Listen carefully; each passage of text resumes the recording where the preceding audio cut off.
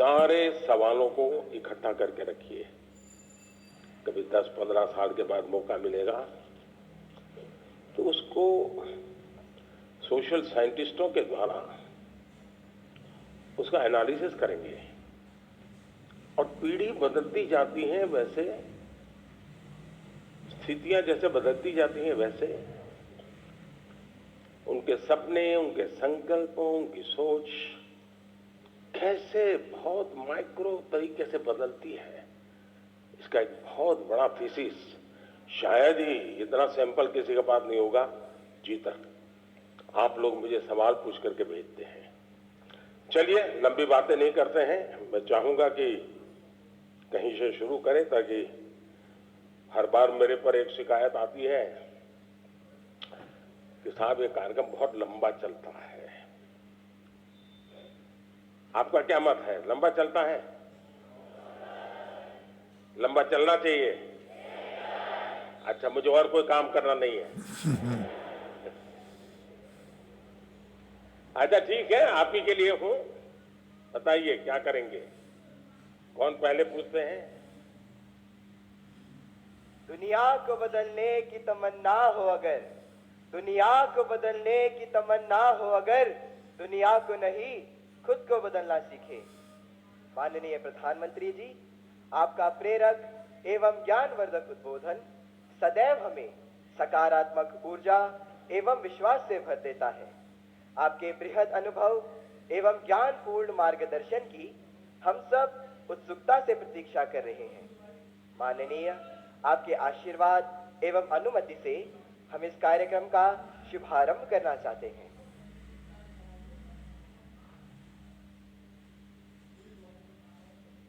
धन्यवाद मान्यवर।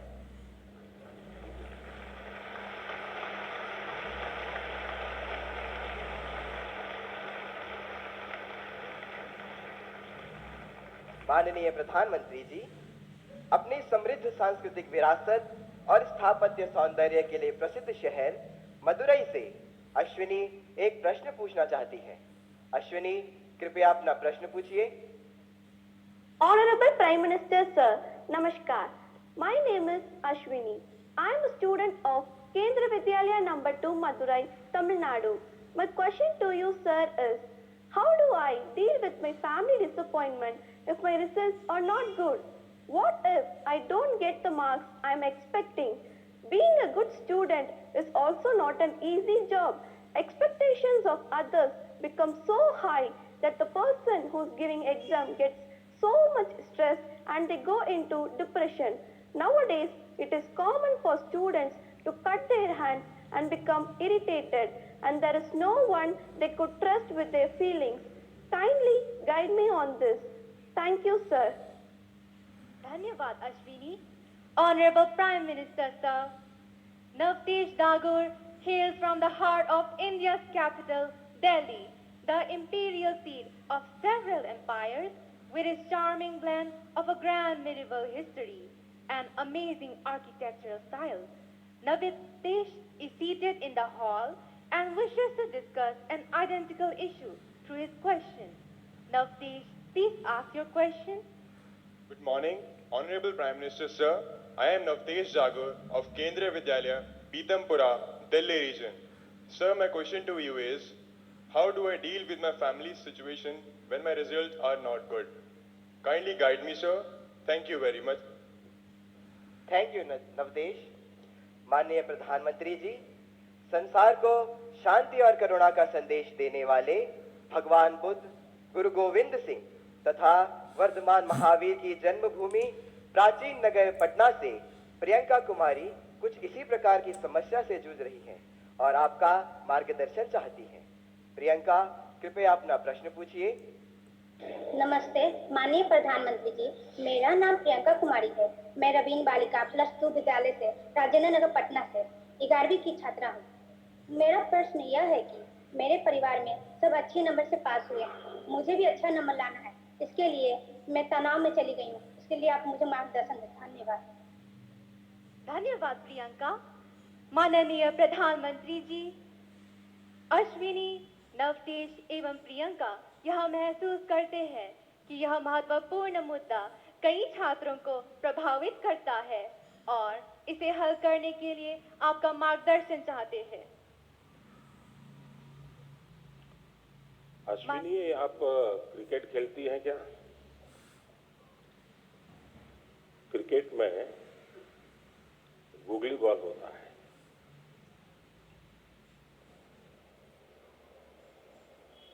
निशाना एक होता है, दिशा दूसरी होती है।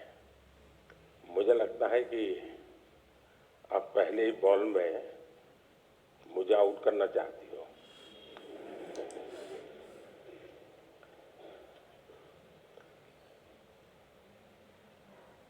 अगर परिवार के लोगों के आपके से बहुत अपेक्षाएं होना बहुत स्वाभाविक है और उसमें कुछ गलत भी नहीं है, लेकिन अगर परिवार के लोग अपेक्षाएं सोशल स्टेटस के कारण कर रहे हैं तो वो चिंता का विषय है। उनका सोशल स्टेटस का उन पर इतना दबाव होता है, उनके मन पे इतना प्रभाव होता है कि उनको लगता है कि जब सोसाइटी में जाएंगे तो बच्चों के लिए क्या बताएंगे, अगर बच्चे वीक है तो कैसे उनके सामने चर्चा करेंगे। और कभी कभी माँ बाप भी आपकी क्षमता को जानने के बावजूद भी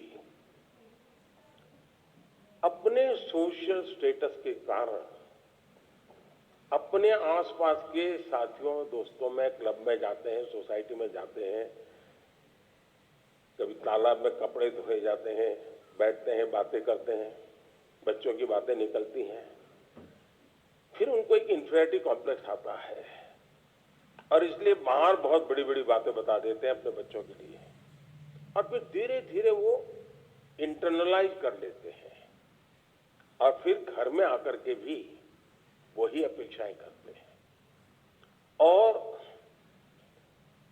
समाज जीवन में ये सहज प्रवृत्ति बनी हुई है। दूसरा, आप अच्छा करेंगे तो भी हर कोई आपसे नई अपेक्षा करेगा। हम तो राजनीति में हैं, हम कितने ही चुनाव क्यों न जीत लें, लेकिन ऐसा दबाव पैदा किया जाता है कि हमें हारना ही नहीं है। 200 लाए हैं तो बोले 250 क्यों नहीं लाए, 250 लाए तो 300 क्यों नहीं लाए, 300 लाए तो 350 क्यों नहीं लाए। चारों तरफ से दबाव बनाया जाता है, लेकिन क्या हमें इन दबावों से दबना चाहिए क्या? पल भर सोचिए कि आपको जो दिन भर कहा जाता है, चारों तरफ से जो सुना जाता है, उसी में अपना समय बर्बाद करेंगे कि आप अपने भीतर देखेंगे अपनी क्षमता, अपनी प्रायोरिटी, अपनी आवश्यकता, अपने इरादे, थोड़ा हर अपेक्षाओं को उसके साथ जोड़िए। आप कभी क्रिकेट मैच देखने गए होंगे तो आपने देखा होगा कि कुछ बैट्समैन खेलने के लिए आते हैं और पूरा स्टेडियम, हजारों लोग होते हैं स्टेडियम में, जो चिल्लाना शुरू करते हैं, चौका चौका चौका, छक्का छक्का, सिक्सर। क्या वो ऑडियंस की डिमांड के ऊपर चौके और छक्के लगाता है क्या? ऐसा करता है क्या कोई प्लेयर? चिल्लाते रहे, कितना ही चिल्लाते रहे, उसका ध्यान उस बॉल पर ही होता है जो आ रहा है, उस बॉलर के माइंड को स्टडी करने की कोशिश करता है और जैसा बॉल है वैसे ही खेलता है, न कि ऑडियंस चिल्लाता है। फोकस रहता है। अगर आप भी अपनी एक्टिविटी में फोकस रहते हैं तो ये आपके जो कुछ भी दबाव बनता है, अपेक्षाएं बनती हैं, कभी न कभी आप उसको मिटवित करेंगे, आप उस संकटों से बाहर आ जाएंगे। और इसलिए मेरा आपसे आग्रह होगा कि आप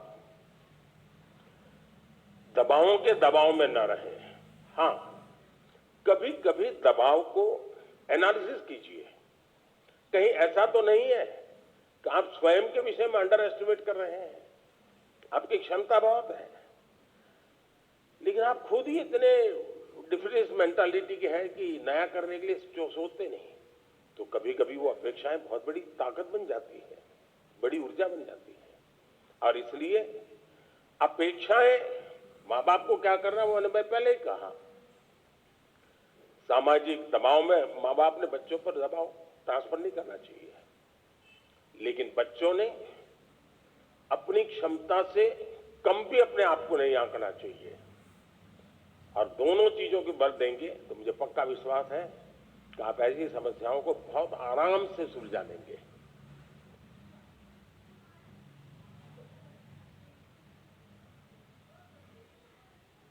कहां गए एंकर?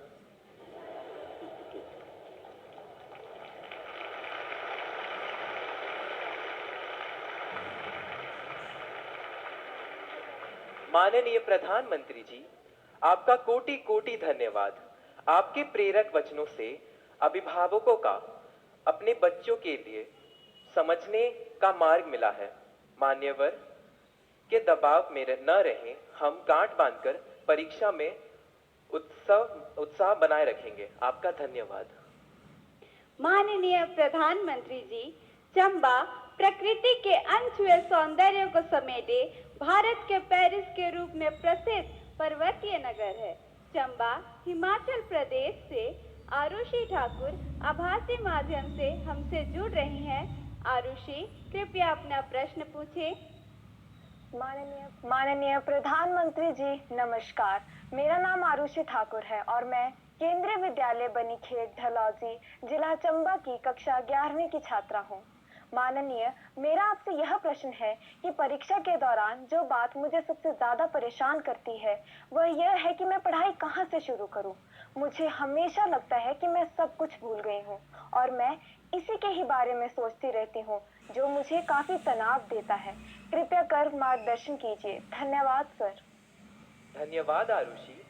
माननीय प्रधानमंत्री जी, भारत में धान का कटोरा के नाम से प्रसिद्ध राज्य छत्तीसगढ़ की राजधानी है रायपुर। रायपुर की अदिति दीवान इसी समस्या पर अपनी मन की जिज्ञासा का समाधान चाहती है। अदिति, अपना प्रश्न पूछिए। माननीय प्रधानमंत्री जी, नमस्कार। मेरा नाम अदिति दीवान है और मैं कृष्णा पब्लिक स्कूल रायपुर छत्तीसगढ़ में कक्षा 12वीं की छात्रा हूँ। मेरा आपसे यह प्रश्न है कि मैं इस बात को लेकर चिंतित रहती हूँ कि मुझे बहुत कुछ करना है, लेकिन अंतिम तक मैं कुछ भी नहीं कर पाती हूँ, क्योंकि मेरे पास बहुत सारे कार्य होते हैं। यदि मैं अपना कोई कार्य समय पर पूरा कर भी लूँ तो और ज्यादा परेशान हो जाती हूँ, क्योंकि फिर अन्य कार्यों को करने में या तो बहुत ज्यादा देर लगा देती हूँ या तो उन्हें आगे तक के लिए टाल देती हूँ। मैं यह जानने के लिए उत्सुक हूँ कि मैं अपने सारे काम सही समय पर कैसे पूरे करूँ। धन्यवाद। धन्यवाद अदिति। माननीय प्रधानमंत्री जी, आरुषि और अदिति अपनी परीक्षा की तैयारी एवं समय के सदुपयोग पर आपका मार्गदर्शन चाहते हैं। कृपया उनकी समस्या का समाधान करें। माननीय प्रधानमंत्री जी। देखिए, सिर्फ परीक्षा के लिए नहीं, वैसे भी जीवन में टाइम मैनेजमेंट के प्रति हमें जागरूक रहना चाहिए। परीक्षा और नो परीक्षा। आपने देखा होगा काम का ढेर क्यों हो जाता है। काम का ढेर इसलिए हो जाता है समय पर उसको किया नहीं इसलिए। और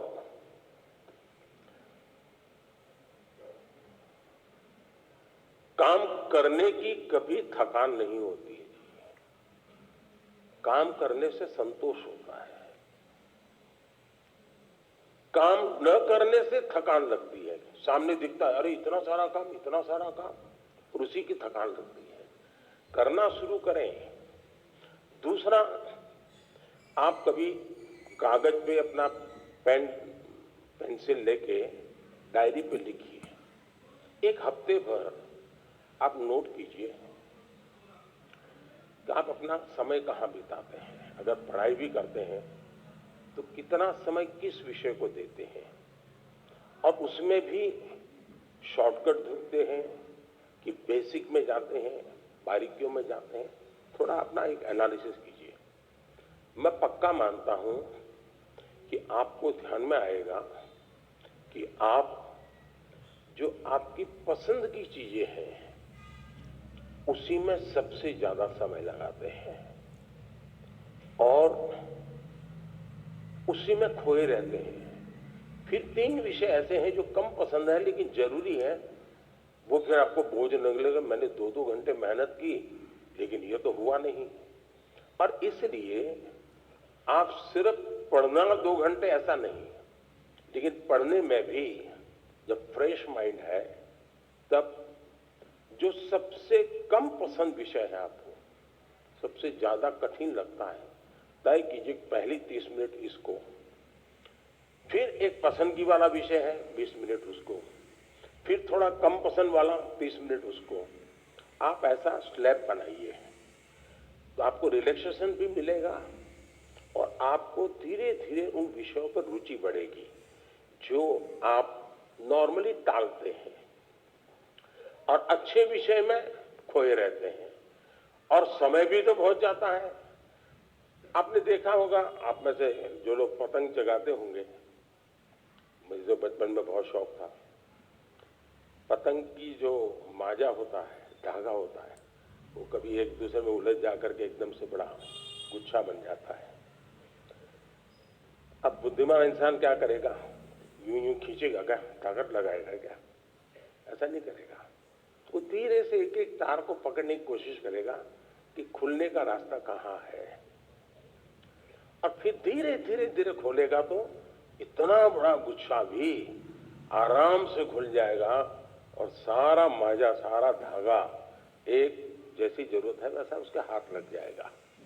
हमें भी उस पर जोर जबरदस्ती नहीं करनी है, आराम से सॉल्यूशन निकालना है।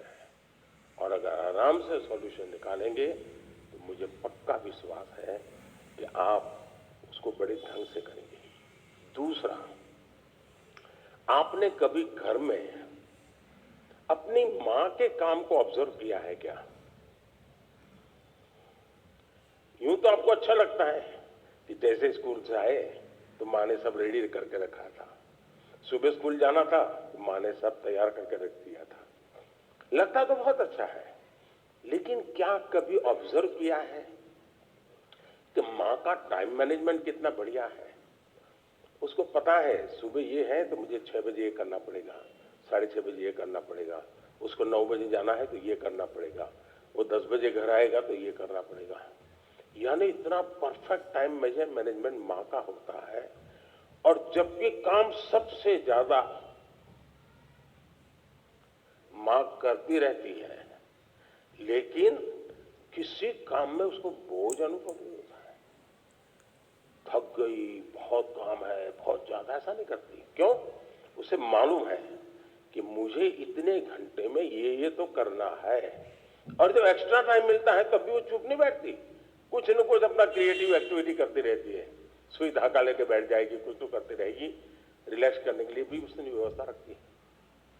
अगर मां की गतिविधि को ढंग से ऑब्जर्व करोगे तो भी आपको एज ए स्टूडेंट अपना टाइम मैनेजमेंट का महत्व क्या होता है, और टाइम मैनेजमेंट ने 2 घंटे, 4 घंटे, 3 घंटे ये नहीं, माइक्रो मैनेजमेंट चाहिए। किस विषय को कितना टाइम देना है, किस काम को कितना टाइम देना है, और इतना बंधन भी नहीं डालने हैं कि बस 6 दिन तक ये करूंगा ही नहीं क्योंकि मुझे पढ़ना है। फिर तो आप थक जाओगे। आप ढंग से उसको डिस्ट्रीब्यूट कीजिए समय को, जरूर आपको लाभ होगा। धन्यवाद।